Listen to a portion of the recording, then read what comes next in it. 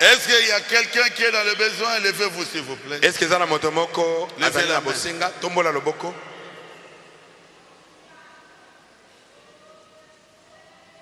Je sens que l'Esprit de Dieu est ici. Bien que j'ai l'onction de l'enseignement,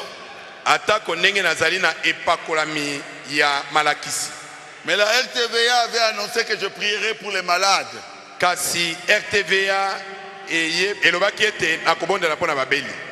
Alors si vous avez une maladie, touchez la partie qui vous fait mal.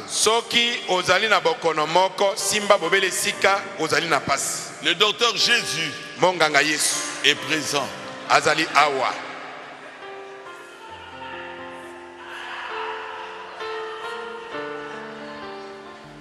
Le docteur Jésus vous guérira aujourd'hui.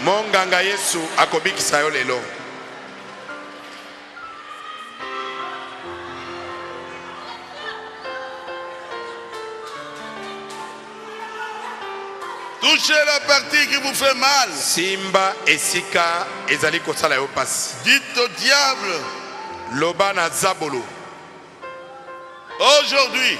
Lelo. C'est ton dernier jour dans mon corps. Ezali mokolona suka na nzoto na ngai. Je serai guéri. Ngai na kobiki sama. Après la prière. Sima ya libondeli. De notre pasteur. Ya mokengeli na biso. Dieu notre Père Céleste, je sais que tu es là. Pour leur prouver que j'ai prêché la vérité, guéris les malades, remplis les gens du Saint-Esprit, donne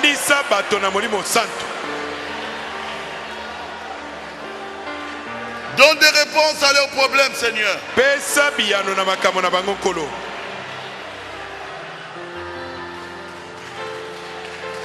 Libère les captifs. Kangola bakangemi. Que le péché puisse les quitter. Masumu etika bango. Je sais que tu es là. Nayebi tozali awa. Toi démon. Yo molima be. Démon de tête. Ya pasi na mutu. Au nom de Jésus-Christ. Na kombo na Yesu Christ. Sors de leur corps. Bima na zoto na bango. Et va dans les lieux arides. Peke na bisika bikauka. Démon de la malaria. Molima be ya malaria. Au nom de Jésus-Christ. Na kombo na Yesu Christ. Sors de leur corps. Bima na zoto na bango. Et va dans les lieux arides. Peke na bisika bikauka. Démon de la typhoïde. Molima be ya typhoïde. Au nom de Jésus-Christ. Na kombo na Yesu Christ. Sors de leur corps. Bima na zoto na bango. Et va dans les lieux arides. Peke na bisika bikauka. Démon molima be de cécité. Toutes les maladies des yeux. Au nom de Jésus-Christ. Sortez de leur corps. Que les aveugles puissent commencer à voir parfaitement bien. Diable, Satana, sors de leurs yeux. Au nom de Jésus. Démon de l'hypertension. Au nom de Jésus-Christ. Sors de leur corps. Démon de l'hypotension. Au nom de Jésus. Sors de leur corps. Démon de toutes les maladies cardiaques. Au nom de Jésus. Sors de leur corps. Et va dans les lieux arides. Démon d'asthme.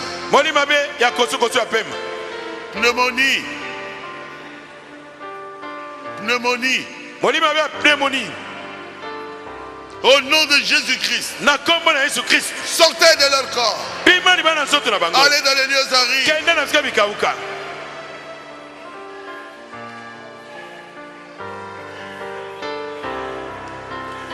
Démon de cancer des seins. Au nom de Jésus-Christ. Sors de leur corps. Et va dans les lieux arides. Démon de la hernie. Au nom de Jésus, sors de leur corps et va dans les lieux arides. Démon d'apostatite, au nom de Jésus-Christ, sors de leur corps et va dans les lieux arides. Démon de la paralysie, au nom de Jésus, sors de leur corps et va dans les lieux arides. Démon de Mbassou, au nom de Jésus-Christ, sors de leur corps. Va dans les lieux arides. Démon de tuberculose, au nom de Jésus, sors de leur corps et va dans les lieux arides. Démon de toutes les maladies des reins, au nom de Jésus, sors de leur corps et va dans les lieux arides.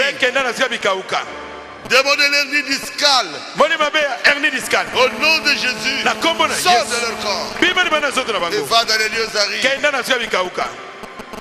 Démon sourd-muet, au nom de Jésus-Christ, sors de leur corps, va dans les lieux arides.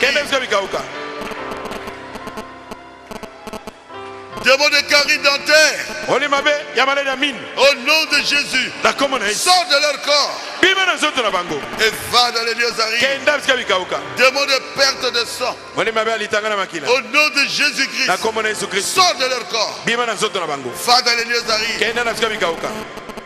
Démon de myome, au nom de Jésus, sors de leur corps et va dans les lieux arides. Démon de fibrome, démon de kyste ovarien, sors de leur corps et va dans les lieux arides. Tous les démons de maladie, démons des hémorroïdes, au nom de Jésus-Christ, sortez de leur corps, allez dans les lieux arides. Démons de faiblesse sexuelle, au nom de Jésus, sortez de leur corps, allez dans les lieux arides. Démon du sida, au nom de Jésus-Christ, sortez de leur corps, allez dans les lieux arides.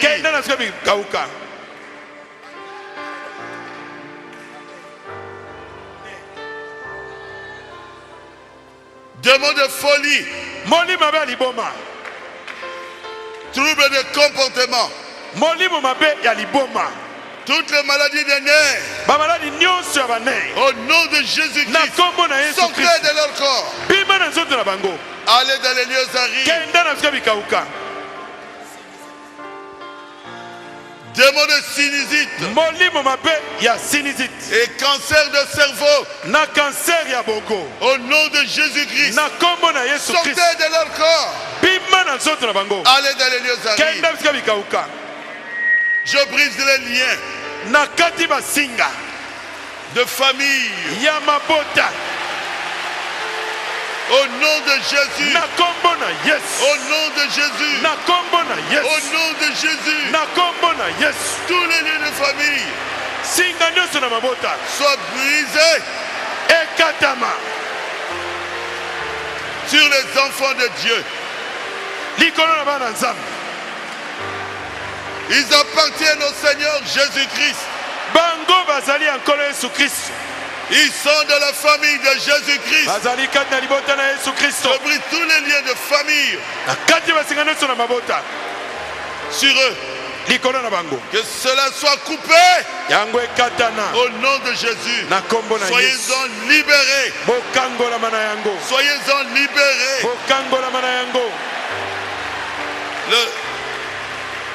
La sorcellerie, tous les envoûtements, femmes de nuit, mari de nuit, sortez de ces gens. Sortez de ces gens. Sortez de ces gens. Sortez de ces gens. Au nom de Jésus. Au nom de Jésus. Au nom de Jésus. J'ordonne aux sirènes et les tatiwata Au nom de Jésus-Christ. Sortez de leur vie. Sortez de leur vie. Au nom de Jésus. Au nom de Jésus. Qu'elles soient libérées des sirènes. Qu'elles soient libérées de mariage de nuit. Au nom de Jésus-Christ.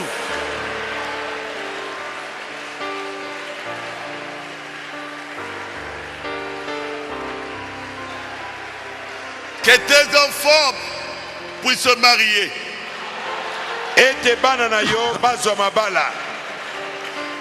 Qu'ils puissent avoir des emplois très bien. Qu'ils soient bénis spirituellement, matériellement,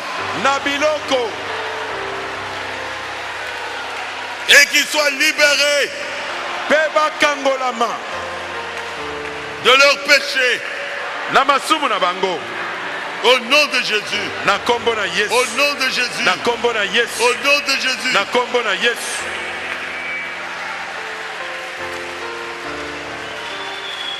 Tous les démons que je n'ai pas cités, je vous ordonne vous-même de quitter ces gens.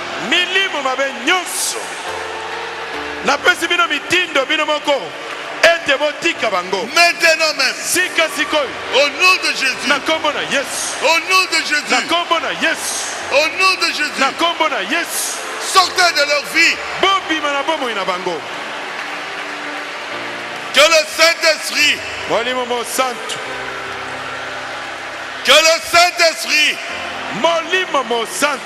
puisse descendre dans ces lieux.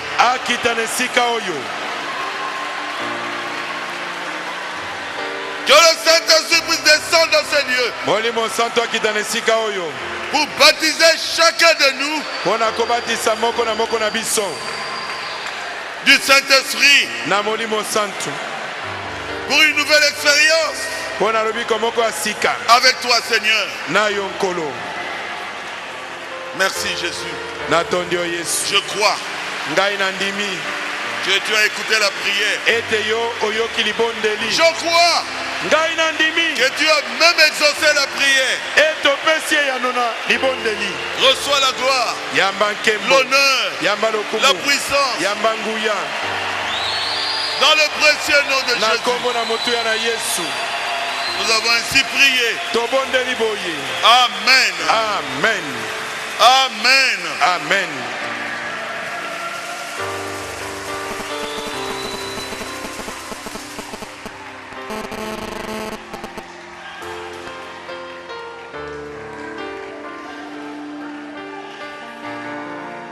Moi je crois que Dieu est en scène.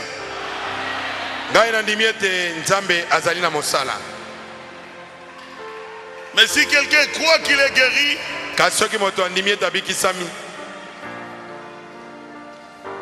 qu'il puisse lever sa main.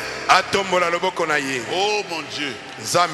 Dites à haute voix, je suis guéri. Je suis guéri.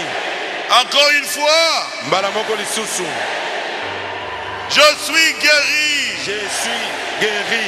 Jésus m'a guéri. Jésus m'a guéri. Jésus m'a guéri. Jésus m'a guéri.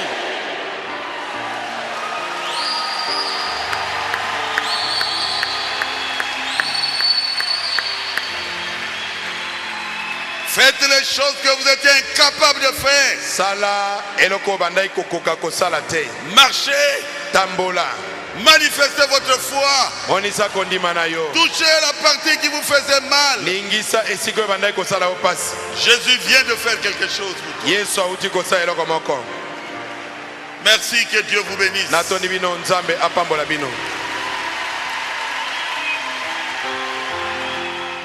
Depuis Abraham jusqu'à nos jours, Dieu n'a jamais béni le peuple d'Israël en dehors de Canaan.